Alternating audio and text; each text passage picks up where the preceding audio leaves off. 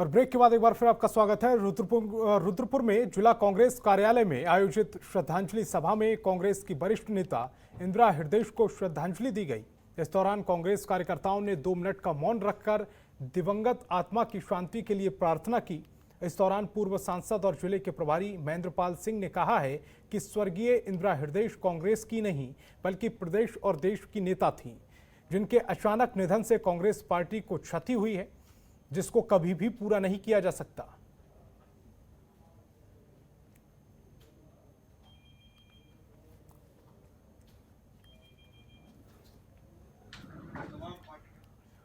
और काशीपुर पुलिस इन दिनों active mode में नजर आ रही है। छोटी मोटी घटनाओं के साथ बड़ी वारदातों को पुलिस सफलतापूर्वक खुलासा कर रही। इसके साथ ही सबसे बड़ी कामयाबी पुलिस ने स्मोक के नेटवर्क को तोड़कर दर्ज की है, जिसके चलते नेटवर्क से जुड़े एक और आरोपी को पुलिस ने 12 ग्राम स्मैक के साथ गिरफ्तार किया है।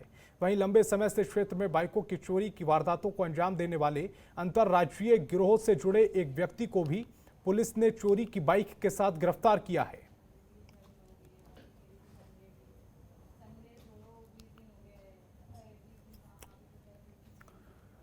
टिहरी में कोरोना महामारी की वजह से गंगा दशहरा पर्व भी प्रभावित हुआ है। गंगा दशहरा के दिन आज प्रसिद्ध सिद्धपीठ मां सुरकंडा मंदिर में बहुत कम श्रद्धालु ही पहुंच पाए। मंदिर के मुख्य पुजारी सोहनलाल के नेतृत्व में पंडितों ने सुबह सबसे पहले मां सुरकंडा की मूर्ति का स्नान करवाया और उसके बाद पूजा अर्चना संपन्न की, जिसके बाद मंदिर परिसर में मां सुरकंडा का झंडा चढ़ाया गया। झंडा चढ़ाने के बाद क्षेत्र की सुख समृद्धि और कोरोना महामारी के खात्मे के लिए यज्ञ संपन्न करवाया गया।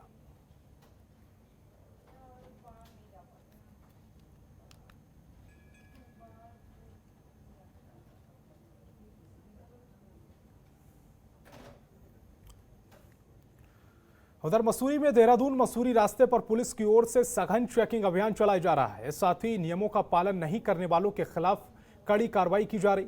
आपको बता दें कि एसएसपी देहरादून के दिशा निर्देश पर पुलिस की एक टीम राजपुर रोड मसूरी देहरादून रास्ते पर सघन चेकिंग अभियान चला रही है। साथ ही नशे में धुत वाहन चालकों के खिलाफ कार्रवाई की जा रही है।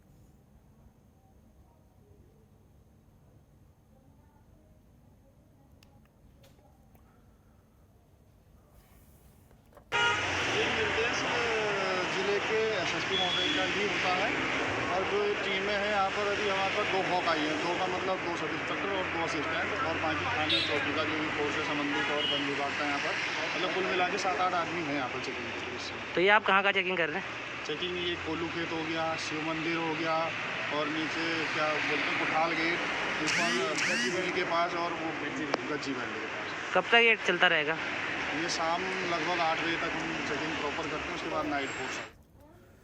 हल्द्वानी में एक बार फिर उत्तराखंड परिवहन का संचालन शुरू कर दिया गया है। जिलाधिकारी ने जानकारी देते हुए बताया है कि अब हल्द्वानी डिपो से करीब 20 बसों का संचालन रोज किया जा रहा है, जिनका संचालन रामनगर, काशीपुर, किच्छा, रुद्रपुर सहित प्रदेश के कई क्षेत्रों में हो रहा है। कोरोना नियमों का पालन कराते हुए बसों का सैनिटाइज किया जा रहा है ताकि सफर करने वाले यात्री कोरोना संक्रमण से बच सकें। आपको बता दें कि कोरोना की वजह से लंबे समय के लिए उत्तराखंड परिवहन के संचालन पर रोक लगा दी गई थी, जिसे अब कोरोना केस कम होने के बाद दोबारा शुरू कर दिया गया है।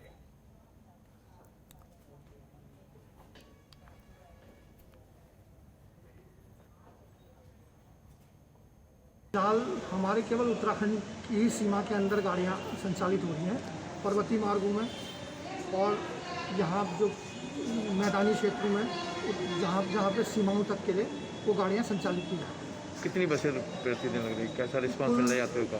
कुल लगभग 20-21 बसों का संचालन हमारे यहाँ से हल्द्वानी डिपो से हो रहा है अभी वर्तमान में, और यात्रियों की उपलब्धता के आधार पर गाड़ियों को संचालित किया जा रहा है।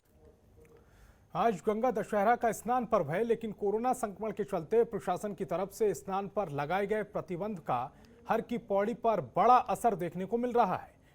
पौराणिक ब्रह्मकुंड, हर की पौड़ी और आसपास के गंगा घाट खाली हैं। बहुत कम संख्या में श्रद्धालु सांकेतिक गंगा स्नान कर पाए हैं। पुलिस प्रशासन के स्नान पर प्रतिबंध और लगातार हरिद्वार में हो रही बारिश के बाद भी हर की पौड़ी के पास नई सोता घाट पर कुछ यात्रियों की भीड़ स्नान करते हुए दिखाई दी। वहीं स्नान पर्व को लेकर पुलिस भी मुस्तैद नजर आई। प्रशासन ने हर की पौड़ी पर श्रद्धालुओं को जाने को रोकने के लिए बैरिकेडिंग लगाया गया।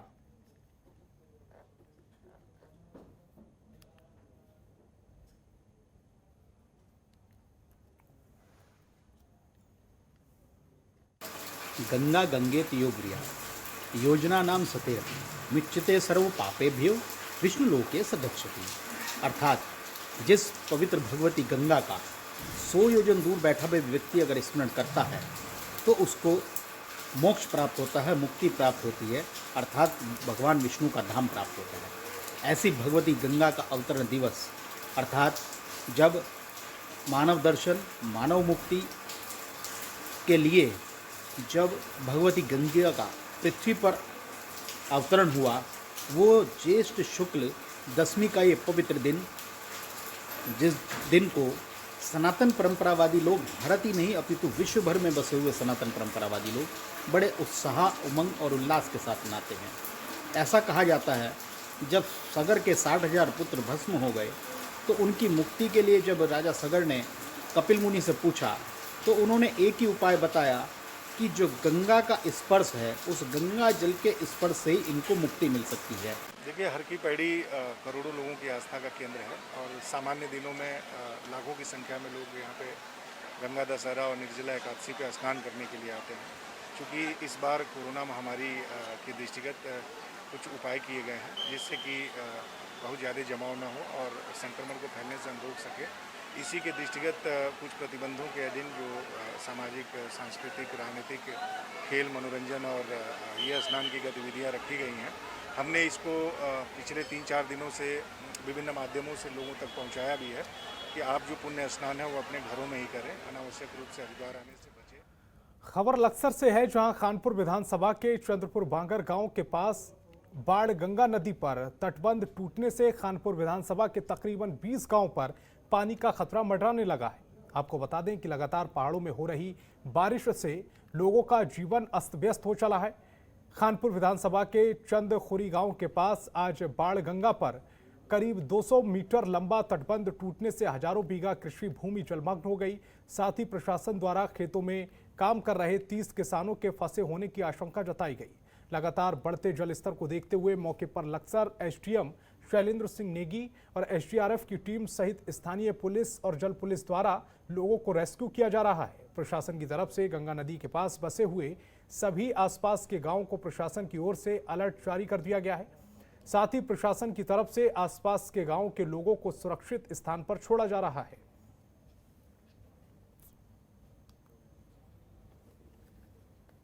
को हमें सूचना मिली थी कि तहसील लक्सर के शेरपुर विला गांव में सिंचाई विभाग उत्तराखंड का जो तटबंध है वो आंशिक रूप से क्षतिग्रस्त हो गया है। हमने तत्काल मौके पर राजस्व विभाग और पुलिस विभाग की टीम को भेजा। स्थानीय ग्रामीणों की सहायता से रात को ही हमने इसका मौका मुआयना करके एक रिपोर्ट जो है उच्च स्तर को भेजी। सिंचाई विभाग की टीम इसकी मरम्मत के लिए मौके पर उपस्थित हो चुकी है। इसकी मरम्मत करने का कार्य चल रहा है। साथ में इसका जो पानी है जिन घरों में, जिन गाँव में संभावित होकर जा सकता है, उनमें शेरपुर बेला, चंद्रपुरी बांगर, चंद्रपुरी खादर, माड़ा बेला आदि गांव हैं। उनमें हमने जो बुजुर्ग हैं, महिलाएं हैं, बच्चे हैं, उनको राहत केंद्रों में शिफ्ट करने की तैयारी कर ली है। खबरों के निष्पक्ष विश्लेषण के लिए सब्सक्राइब करें Jantantra TV and press the bell icon. Never miss any update.